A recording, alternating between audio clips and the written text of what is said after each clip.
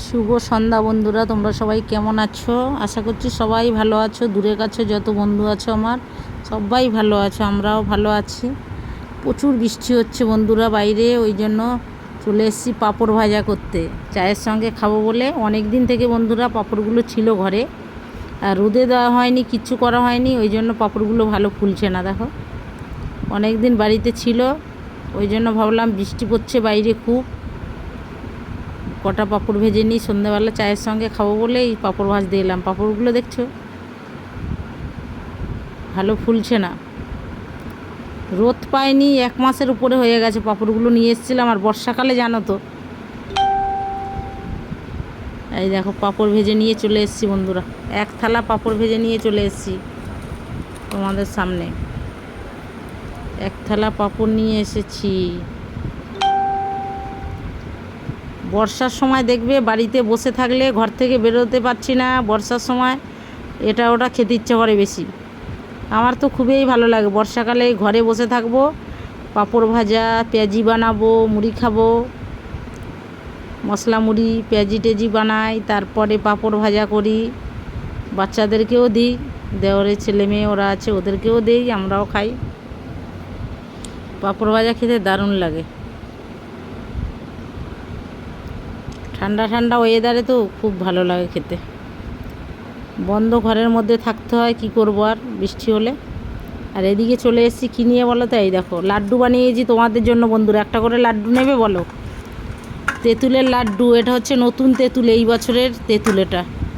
এটা আমার দিদি পাঠিয়েছে, মাসির মেয়ে, মাসিদের গাছ আছে, মাসির মেয়ে পাঠিয়েছে এই তেঁতুলটা। দানা টানা ছাড়িয়েছি।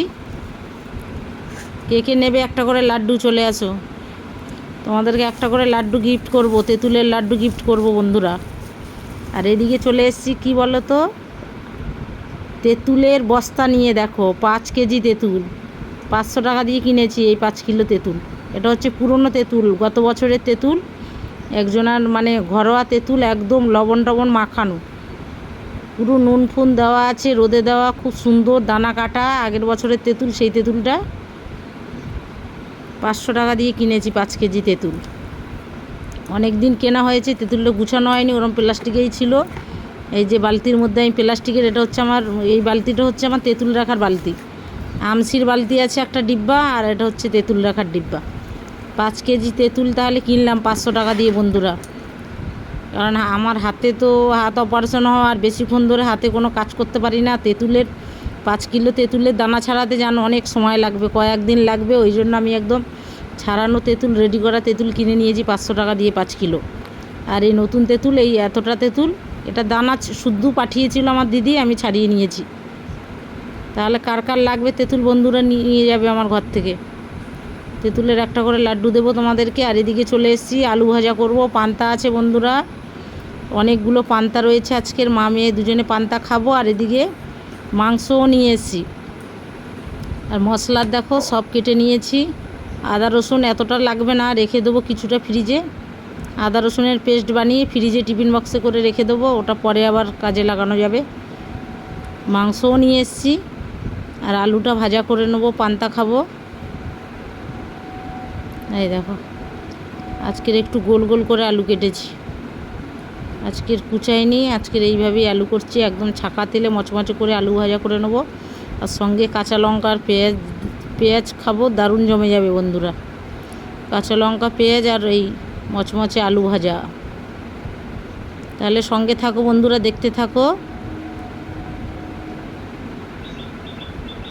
আমার তো মাঝে মাঝে এই গরমের সময় পান্তা খেতে ভালো লাগে। আমি তো সারা বছর খাই না, এই গরমের সময় 2-1বার পান্তা খাই, গরমে ভালো লাগে।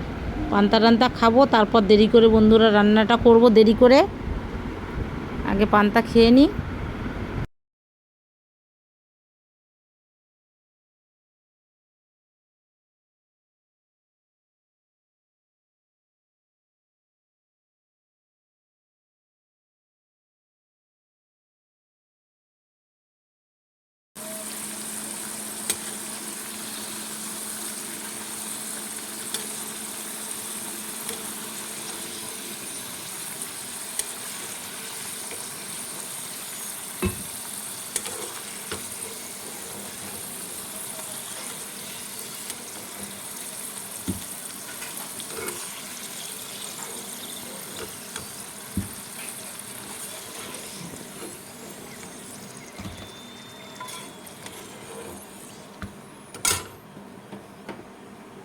বন্ধুরা আলু ভাজা শেষ, এবার পান্তা টেবিলে চলে এসেছি। পান্তা বেড়ে দেবো আমার মেয়েকে, আর আমিও নিয়ে নেব, দুজনে খেয়ে নেবো মা মেয়ে। কতগুলো পান্তা দেখেছো, আমি এতগুলো নিয়েছি, আবার আমার মেয়ে খাবে, কতগুলো পান্তা তাহলে। আর আলুগুলো দেখো বন্ধুরা পুরো লুচির মতো হয়েছে ফুলে, পান্তা আরও দিয়েছি, একদম ডুবা তেলে ভেজেছি না, পুরো লুচির মতো হয়ে গেছে ফুলে, এক একটা লুচির মতো ফুলেছিল।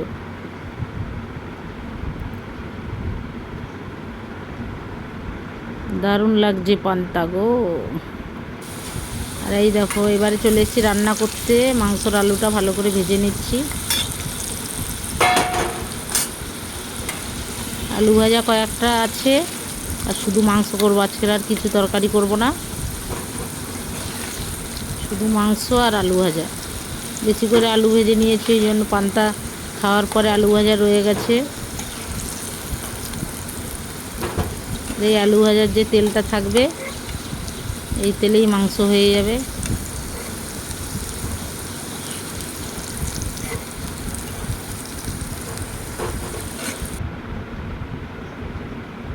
এবার মশলাটা কষাচ্ছি। কালারটা দেখেছো বন্ধুরা, কি দারুণ কালার এসছে।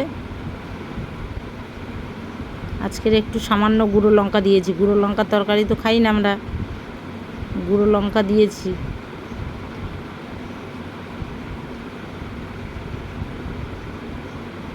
ওই জন্য কালারটা কি দারুণ এসছে।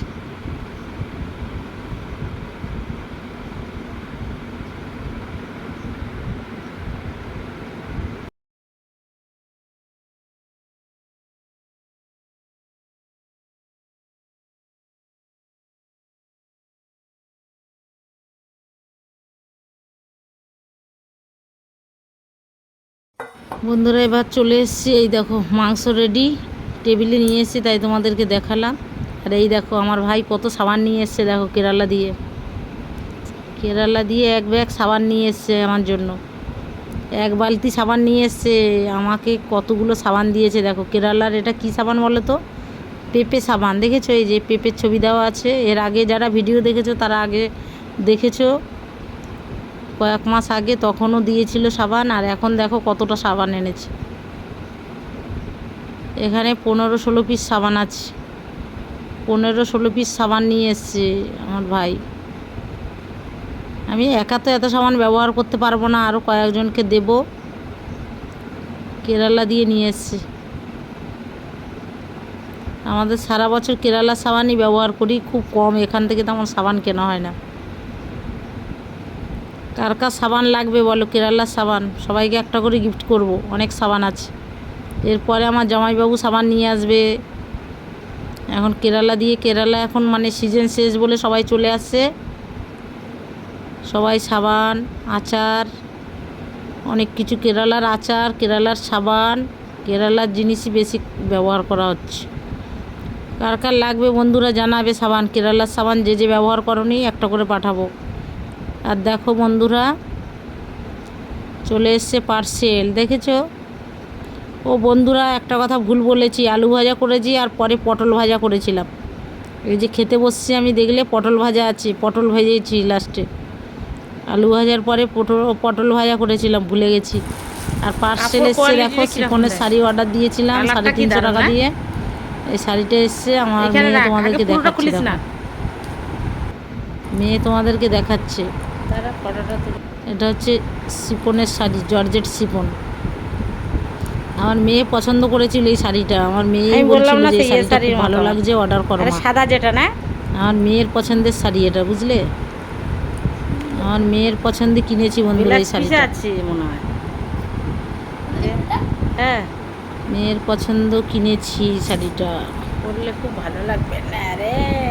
আমি তো অন্য শাড়ি পরি না, এই শিফনের শাড়ি হলে মাঝে মধ্যে একটু বাজারে ফাজারে যাই, কোথাও গেলে পরে, অন্য কোনো শাড়ি আমি পরতেই পারি না, শাড়ি ভালো করে পরতে জানি না, বিয়ের পরে শাড়িই পরিনি, সবসময় চুড়িদার পরে পরে অভ্যাস, ওই জন্য এই শিফনের হালকা পাতলা শাড়ি হলে একটু আধটু পরতে পারি।